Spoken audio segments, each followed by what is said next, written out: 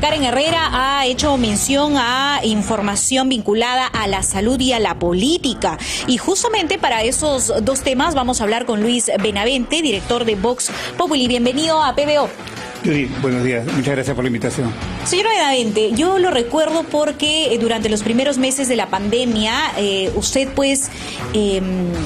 ha sido invitado no solamente de manera presencial, sino también telefónica, luego del cuadro de COVID que usted pasó y superó, gracias a Dios, difícil cuadro de COVID, ¿no es cierto? Y ahora usted me comentaba, tiene la tercera vacuna, se siente un poco más seguro por haber recibido estas vacunas y demás. Sin embargo, nos hemos sorprendido porque nuevamente se pone sobre la mesa el porcentaje de fallecidos, ¿no?, en nuestro sistema de salud que no tienen las vacunas, y también un subregistro que llegaría a la cifra de 11.000, poco más, 11.315 casos, entre cifras del SINADEF y el Ministerio de Salud, que fue publicado ayer por el diario Correo. Me gustaría que usted nos haga recordar un poco cuál fue su trabajo durante la pandemia y cómo ve ahora esta información. Sí. Gracias por la pregunta, Judy. En principio, el ocultamiento de información es algo inaceptable, totalmente. No tiene ninguna justificación de ningún tipo. ¿De acuerdo? ¿Por qué lo digo? Porque cuando hacíamos estudios con información oficial en Vox Populi hace año y medio, desde el inicio mismo de la pandemia, dando una estimación muy razonable, científicamente demostrada sobre la cantidad de muertes reales, había mucha oposición, incluso de parte de colegas suyos, Judy, que negaban la realidad, que era tan evidente. En realidad no había mucho que demostrar, pero porque le negaban a usted la oportunidad de hablar. Sí, claro, medios que no aceptaban, ¿no? Sabíamos que el presidente en ese momento, Martín Vizcarra, había poco antes impedido una ley que se llamó Ley Mulder para la contratación publicitaria del Estado, y obviamente al impedir esa ley que ponía límites a la contratación publicitaria, allanaba el camino de grandes negocios publicitarios entre el Estado peruano y los medios de comunicación. A la vez se sabía que algunos periodistas daban consultorías al gobierno, a organismos del gobierno, ganando dinero por ello, y cualquier bien pensado, ni siquiera mal pensado, sospecharía que ahí había un gato encerrado. Había ocultamiento de información y había complicidad de una parte importante de la prensa en el Perú. La cosa era muy simple, además, la fórmula era muy simple. No había que traer a nadie de Inglaterra, como se hizo después, con fórmulas mágicas, complejas, para establecer la verdadera cantidad de muertes. Era muy simple. El número, y lo voy a repetir porque la fórmula es simplísima, el número de muertes por COVID era 70-30%. El número de muertes histórico, 70% hombres, 30% mujeres. El número histórico en SINADEF, en el Sistema Informático Nacional de Defunciones, era 53 hombres, 47 mujeres. Y el número de muertes por COVID era 70-30, como digo, y el número de muertes en exceso también era 70-30 por unas cuantas décimas, por 6, 8 décimas nada más. Por lo tanto, las muertes en exceso, con excepción de esas 6 a 8 décimas, eran por COVID, no eran por otra cosa. ¿No? Y sacaban todo tipo de argumentos, que en todo el mundo hay subregistro, para tapar a Vizcarra, en realidad para ser cómplices de Vizcarra, ocultando la desinformación, la barbaridad que estaba cometiendo de ocultar información al mejor estilo de las repúblicas bananeras en sus peores momentos, ¿no? Ocultar información de esa manera, de más de 100.000 muertes, es de dictaduras de última clase, no es de un sistema democrático. Sin embargo, grandes demócratas que se rajaban las vestiduras eran cómplices del señor Vizcarra en este tema y en muchos otros temas, incluida la corrupción en que habría incurrido Vizcarra. Bueno, entonces se tapaba esa información. Ahora, y en esa época, volviendo a ese momento, también había un argumento, decían que en todo el mundo había subregistro de muertes, ¿no? Y es cierto, en todo el mundo había subregistro, hasta ahí es verdad, pero a la vez era falso, porque en todo el mundo había 10, 20, 30% de subregistro. En Perú llegó a 151% de subregistro. O sea, era un ocultamiento escandaloso de información, era como tener un edificio de 100 pisos delante tuyo y no verlo. Querer verlo. No querer verlo, no poder verlo, no convenir verlo, correcto. Y yo recuerdo además que en otros países donde también existía subregistro era debate público el tema. todos los días, cuestionando al Ejecutivo, el aceptar el error, recuerdo a Boris Johnson aceptar el error en un video en sus redes sociales. Aquí no había debate público.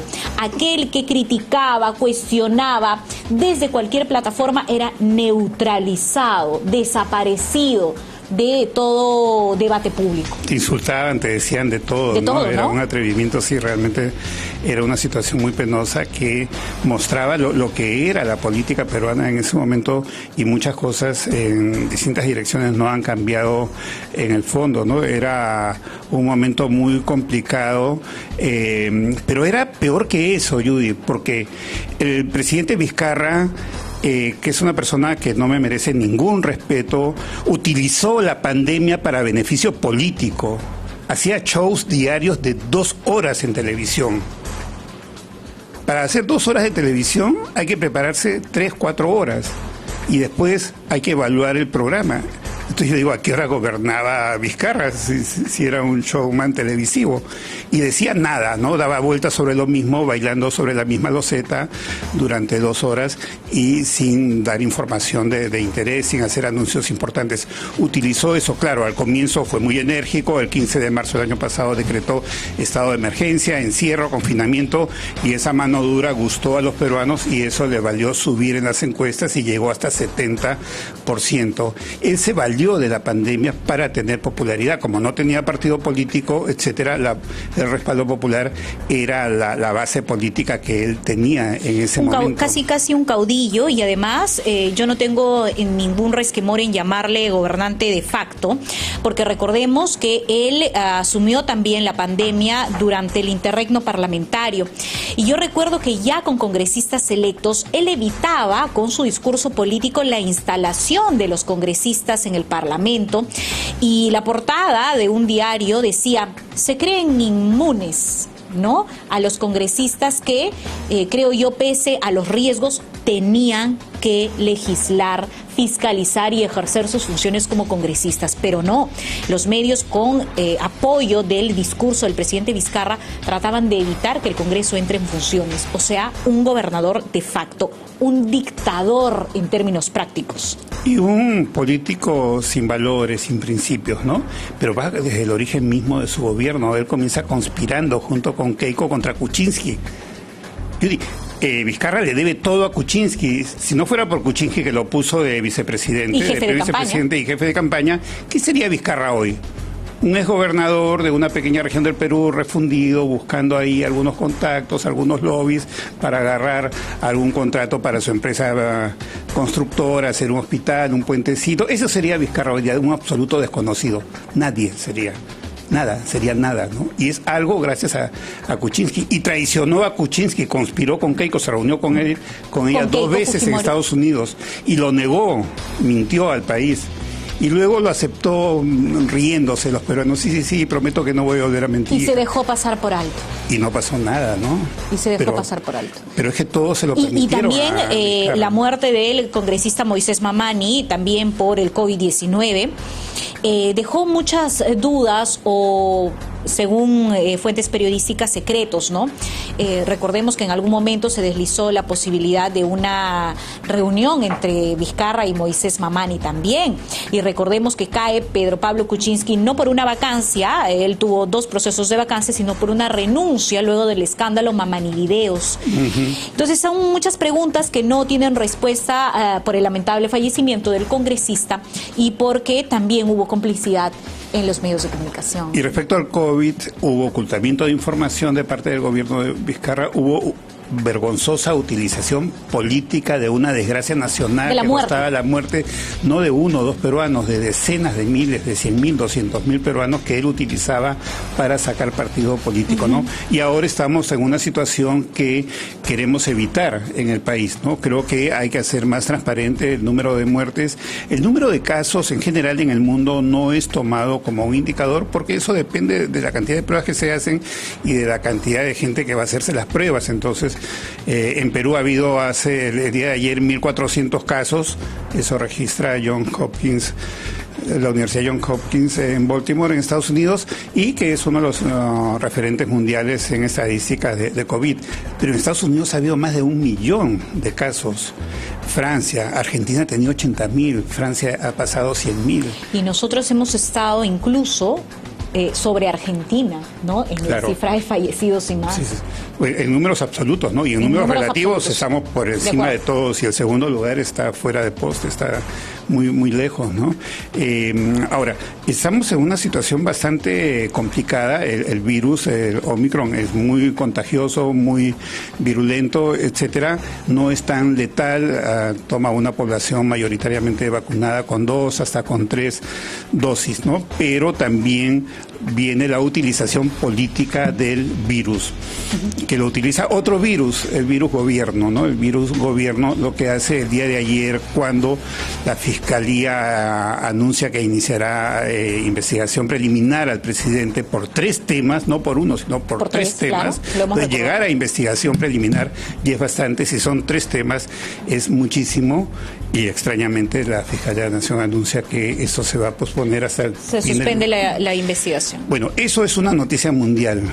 Sin embargo, ese día aparece el ministro de Salud anunciando ¿qué? Anunciando nada. Primero, anunciando que comenzó la tercera ola. Y que ya lo Señor ministro, el incendio ya arrasó con el 60% del edificio y usted está anunciando que ha comenzado la tercera ola, que comenzó el incendio. Pues es absurdo, porque ya no tenía que anunciarlo, eso ya todo el mundo lo sabe. Es más, se me ocurre, a partir de algunas observaciones empíricas, como puede ser cualquier persona, y con cierta razonabilidad estadística, que el nivel de contagio es peor que en hoy en día, peor que en los peores momentos de la primera y segunda ola. ¿De acuerdo? Y lo otro por que la anuncia, rapidez. Por la rapidez, sí. Y lo otro que anuncia, no por la letalidad, que es muy baja hasta ahora, ¿no? Y lo otro que anuncia el ministro es que va a anunciar medidas para evitar el contagio, que no va a haber prácticamente cierre de actividad económica, etcétera. Entonces no dijo nada. Digamos que el tema del Omicron no es una cortina de humo per se, ¿no? El Omicron existe, es más virulento, la gente se puede contagiar pese a tener vacunas.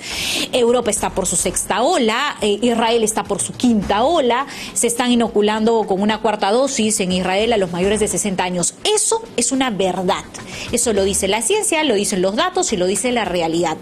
Lo que, digamos, y lo conversábamos en el corte comercial, el uso político, y además tiene el manejo político el titular de salud, y eso no es un pecado, es lo que se cuestiona en todo caso, porque la tercera ola era evidente, el alto nivel de contagios es evidente, y él dio pues una conferencia de prensa justo cuando se abren las investigaciones. En política no hay casualidades, creo que es un dicho muy común, y usted considera que esto es lo que ha ocurrido. Sí, claro, y además era muy fácil, ¿no? Porque si en 2 años todo lo que ha pasado en Europa, 2 meses después pasa en Perú, exactamente igual. Entonces ya sabíamos que a fines de diciembre, comienzo de enero, iba a estar la cosa muy fuerte en Perú, más aún con las festividades de Navidad, Año Nuevo, que han ayudado muchísimo a la propagación del virus. Claro, al contagio, ¿no?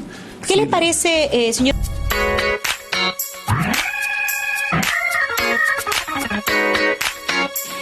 Seguimos aquí en PBO Radio 91.9 de la FM, la radio con fe. Los acompaña Judy Rodríguez y nos acompaña en el set de PBO Luis Benavente, director de Vox Populi. Hemos hablado sobre las cifras de la pandemia, sobre el subregistro que en su momento denunció Luis Benavente, repito, director de Vox Populi, y que lamentablemente casi 2 años después se nos dio ya la noticia oficial que dijo lo que ya había denunciado Luis Benavente en su momento, que había un subregistro de al menos 150%. Sí. ¿No es cierto? Llegó hasta 151%. 151%. En el peor momento del subregistro. Simple y sencillamente una vergüenza para la administración de un país. Nuestro país tiene pues esta credencial trágica de ser uno de los países del peor manejo de la pandemia, por debajo de países que no tenían pues los recursos que nosotros tenemos. Vamos a cambiar ahora el tono de la información, vamos a hablar de política. de política, porque el presidente de la República en las últimas encuestas de Ipsos, Datum, CIT, IEP, en todas se ha demostrado una caída en la popularidad del presidente Pedro Castillo, ¿no es cierto? Y durante las fiestas este tema pues no se conversa mucho, no se debate mucho, pero la popularidad del presidente le es adversa. ¿Cuál es su opinión? Es una caída gradual, constante, sistemática, pareja. No es por una causal especial, ¿no? Hay hechos que en algún momento pueden explicar una subida de 10 puntos, una caída de 10 puntos, ¿no? Por ejemplo, en épocas del Fujimorismo se recupera la residencia del embajador de Japón y Fujimori sube 20 puntos. Y al mes los pierde, ¿no? Y hay otros casos que podríamos contar de Vizcarra y la disolución. Claro, la disolución, exacto, ¿no? Entonces hay motivos específicos que originan subidas, bajadas, ¿no? En el caso de Castillo es una caída constante, permanente. Constante crisis. Sí, porque hay un conjunto de cosas que él no enmienda, que él no corrige. Por ejemplo, pone funcionarios cuestionados. Pero no son funcionarios cuestionados por quítame esas pajas, ¿no? Claro. Es que 13 ministros de 18 votaron en contra de la cremación de los restos de Abimael Guzmán. Eso te hace pensar que son simpatizantes de Sendero Luminoso. Tal cual. Y te hace pensar que no estás equivocado. O sea, prácticamente te hace ver a 13 senderistas en el gabinete. ¿Ok? Entonces, eso no gusta a un porcentaje muy grande de la población. Entonces, ahí pierde. Pero luego aparecen otros funcionarios o aparece un presidente del Consejo de Ministros que genera reacciones muy adversas, hablo de Bellido, y luego una presidenta del Consejo de Ministros que también miente al país y comienza a mostrarse, ¿no? Y que va contra el empleo en el Perú, que quiere destruir la minería y da argumentos falsos cuando pide que cierren 4 empresas mineras que generan mucho canon minero para el desarrollo descentralizado del país, que generan muchos impuestos para el gobierno central, que generan mucho empleo directo e indirecto, etcétera, etcétera, etcétera. Dice que es para cuidar las cabeceras de Cuenca por un peligro ecológico, falso de toda falsedad, porque si le interesara al gobierno cuidar el medio ambiente, la ecología, los ecosistemas en el Perú, no apoyaría la minería informal, que prácticamente la está apoyando, que destruye el medio ambiente 1000 veces más que la minería formal. Y que se cometen delitos conexos como la trata de personas, ¿no es cierto? El sicariato de niñas y demás. Yo quería hacer un paréntesis para comentar lo que usted acaba de decir. Mirta Vázquez ha mentido diciendo que ya se entregó la lista a Procuraduría en su momento. Lo que hoy ha dicho el abogado de Pedro Castillo, Eduardo Pachas, es que no hay ninguna lista de visitantes a Zarratea. Es más o menos como la lista del Vacunagate que prometió Sagasti y el ministro Ugarte. No hay ninguna lista. Mirta mintió. Sí, y el abogado dice que el presidente no hace listas. Pero nadie le va a pedir al presidente que haga listas. Sería absurdo increpar al presidente por no hacer listas, sino por reunirse de manera clandestina, ¿no? Claro, entonces ella oculta información y justifica muchas cosas, ¿no? A la vez que defiende supuestamente el medio ambiente para justificar el cierre del empleo, de los impuestos, de todo en el Perú, para destruir la economía y la sociedad peruana, que ese es su verdadero propósito, hablando claro. A la vez propicia el cultivo de la hoja de coca. Los cultivos de coca degradan el suelo de una manera increíble. Después de unos años, quienes cultivan coca tienen que abandonar ese suelo, ir a otro sitio para también destruirlo en poco tiempo. De tal manera que es un gobierno no solo políticamente depredador, sino que está depredando el medio ambiente. Bueno, pero el punto era que este tipo de funcionarios, las mentiras, el caso de las investigaciones fiscales con 3 temas contra el presidente que ya llegan a una investigación preliminar, el hecho de no dar la cara a la prensa, en fin, a la opinión pública. Los periodistas finalmente son intermediarios entre el Estado, entre el gobierno y la sociedad. Todos estos hechos, junto con algo que es fundamental, la falta de recuperación del empleo, del trabajo formal e informal. No hay ninguna recuperación ni esperanza de que esto se recupere, porque el gobierno, al contrario, lo está destruyendo totalmente. Y la subida de precios de los productos básicos de primera necesidad en el país, ¿no? Por la inacción del gobierno, por la falta de una política económica que conduzca a una recuperación de precios, etcétera, etcétera. Entonces, hay un conjunto de cosas que hacen que la imagen del gobierno se caiga y el presidente cada día pierda más popularidad de una manera sostenida y permanente. Yo lo escucho y en su recuento de casos no encuentro ningún espacio de calma, ¿no? Sino una permanente crisis, ¿no? Y un trabajo para los periodistas independientes que no descansa, ¿no es cierto? Procesar tanta información escandalosa es agotador. E imagino a la ciudadanía también agotada de tener a un presidente que, amparándose en ser un gobierno del pueblo, hace uso de discursos demagogos para tratar de justificar su accionar. Pero también me gustaría recordar, Luis, que este gobierno, además de no dar la cara a la prensa, tiene una serie de leguleyadas para blindarse, ¿no es cierto? Ya está no solamente mintiéndole a la prensa, sino también burlándose de las instituciones públicas. Sí, hay una total incoherencia. Las instituciones no están fortalecidas desde esta intervención directa del gobierno, del secretario general de la Presidencia de la República, para intervenir en los ascensos militares, lo cual constituye flagrancia, porque ya es algo flagrante totalmente. No para la fiscalía no hay flagrancia. No. Para la fiscalía hay que esperar 4 años y medio para que escondan la flagrancia y escondan todas las pruebas y se pongan guapos todos estos señores del gobierno. Caso Sunat, flagrancia también, que no denunció el titular de Sunat. Sí. Entonces hay muchos casos, ¿no? Pero lo grave también es que todo esto afecta a las instituciones, ¿no?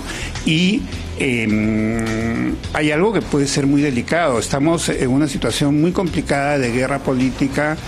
Un espacio que le puede quedar al gobierno, y no lo descartaría, no creo que sea muy lejano, es radicalizarse, romper el Estado de Derecho en el Perú, disolver el Congreso, aceptar la raza de las instituciones, y eso tengo la absoluta seguridad de que hay voces en el gobierno que pueden empujar ya al presidente en esa dirección. Ahora, algunos representantes de Perú Libre, de cualquiera de las dos alas, ¿no? Se conoce que hay un ala magisterial y un ala serronista o llamada radical, ¿no es cierto? Pero lo cierto es que desde el Congreso yo no veo una actitud obstruccionista. De hecho, solo hay un ministro censurado. Los 12 o 13 ministros que han caído ha sido por decisión del propio gobierno y totalmente justificado, y no han sido o renunciados o sacados, ¿ah? Lo único que pasó fue que se renueve el gabinete en 2 ocasiones, ¿no es cierto? Y el gobierno habla de gobernabilidad y los congresistas hablan de gobernabilidad, cuando los que han generado la crisis y han desnaturalizado el concepto de gobernabilidad son ellos. Es el mismo gobierno, es verdad. Es el mismo gobierno. Lo que pasa es que ellos requieren, pues... y ellos hablan de vacancia, ellos lo dicen todos los días. Ultraderecha, fascista, empresarios, millonarios, aprofujimoristas. Sí. Bueno, es el típico discurso, pues Fidel Castro era campeón en eso. Todo el día se la pasaba echando de la culpa de todos sus males, por todos los errores que cometía, al imperialismo yanqui. El imperialismo yanqui era culpable de todo, toda la miseria, pobreza de los cubanos que tenían que huir de manera desesperada de la isla, era por el imperialismo yanqui. Entonces, ellos ya tienen, pues, por lo menos 100 años o más de historia mundial de echarle la culpa a un fantasma para revivirlo, para hacer que la población crea en eso, buscar un enemigo, fortalecerlo para golpearlo y de esa manera despertar una solidaridad, ¿no? Ahora es cierto que del otro lado también carecemos de líderes coherentes, ¿no es cierto?, que pertenezcan a una institución, y me refiero a los partidos políticos. Creo, desde mi punto de vista, que no hay un partido realmente con liderazgo para poder asumir no solamente las riendas del país en una eventual transición de gobierno, sino también hoy liderar una oposición. El único partido, entre comillas, tradicional, no estoy de acuerdo con esa denominación, pero digamos para explicarle fácilmente a la gente, es Acción Popular. Pero Acción Popular también tiene una crisis dentro porque no definen quién es su líder. Mesías Guevara, presidente regional de Cajamarca, desconoce el último proceso. Yo entiendo que haya discrepancias, pero el señor se sigue llamando secretario general, presidente, líder de Acción Popular y demás. Entonces, ese tipo de actitudes también mella la institucionalidad de los partidos. Y bueno, el APRA no tiene inscripción, el PPC también ha perdido su inscripción, queda el fujimorismo, pero digamos, el fujimorismo lamentablemente es eso, Fujimori. Entonces no tenemos partidos. Los partidos son los grandes responsables de todo esto, ¿no?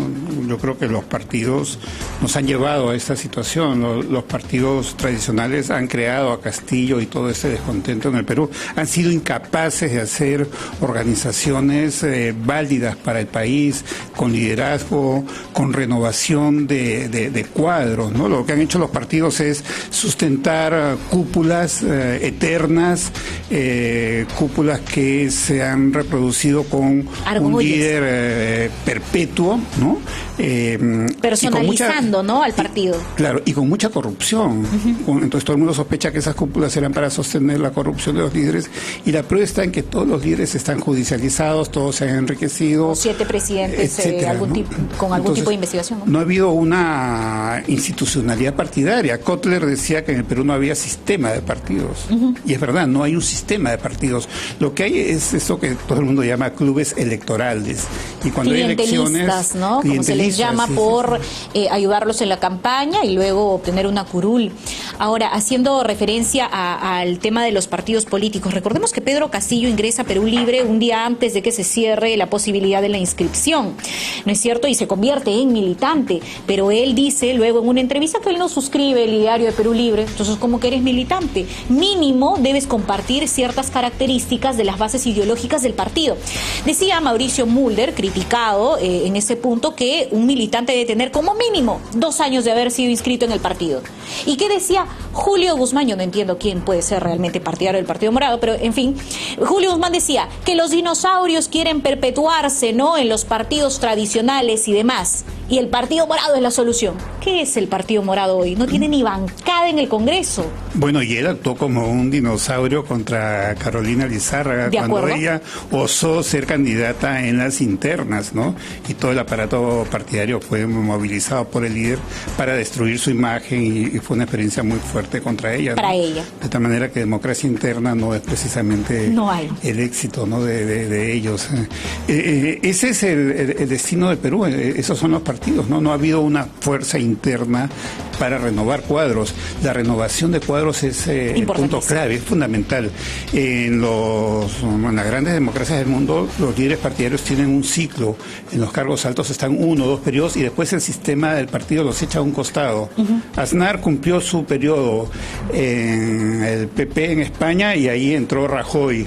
Cumplió lo suyo y ahora está casado, y ahora casado está con COVID, está recluido, dicho sea paso, pero se fue al margen, ¿no? Igual Zapatero hizo lo suyo, luego viene Pedro Sánchez, etcétera. Todos cumplen un ciclo en el sistema americano, inglés, y nadie quiere quedarse más allá porque el sistema no se los permite. Pero además se desgasta la imagen. Por eso. Se desgasta. Son 2 años, escuchaba a Víctor Andrés García Belaúnde, son 2 años de liderazgo de Edmundo del Águila Morote. ¿Cuál es el problema? Pero en fin, tenemos en la pantalla el cuadro de los precandidatos a la alcaldía de Lima.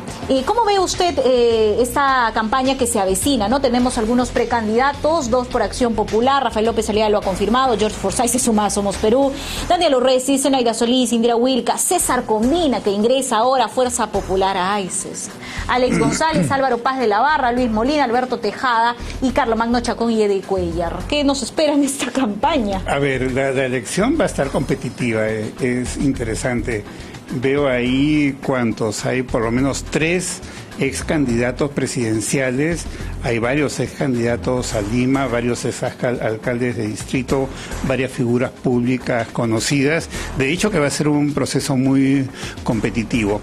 Luego muestra, creo yo, nuestra debilidad política, nuestra fragilidad partidaria. He visto el spot de Keiko Fujimori abriendo una puerta para que ingrese. Germán Altuve dice que es el nuevo comercial de Electrolux. Más o menos, ya. Entonces, o de Quality Products, de repente. Claro, entonces eso que me hace pensar en esa época de fichajes, ¿no? Entonces terminan los contratos, los futbolistas comienzan a fichar por un club, por otro, combina ficha con Fuerza Popular, y vamos a ver cómo todos fichan, ¿no? Y además son los días de fichaje, porque en estos días se vence el plazo para inscribirse y tener la antigüedad que les permita ser candidatos. Ya dieron fecha, el 2 de octubre. Últimamente eran en noviembre, esa vez van a ser en octubre las regionales. Bueno, de hecho va a ser competitivo, vamos a ver, es interesante, también ahí veo 2 mujeres, está un poco, la cuota de mujeres está baja, está Zenaida Solís e Indira Y de Boyka. agrupaciones que no tienen una importante representación. Recordemos que el Partido Morado en este momento, repito, no tiene representación política en el Congreso. Tiene 3 congresistas, pero no son bancada. Y JPP no gana nada, pero siempre tiene poder.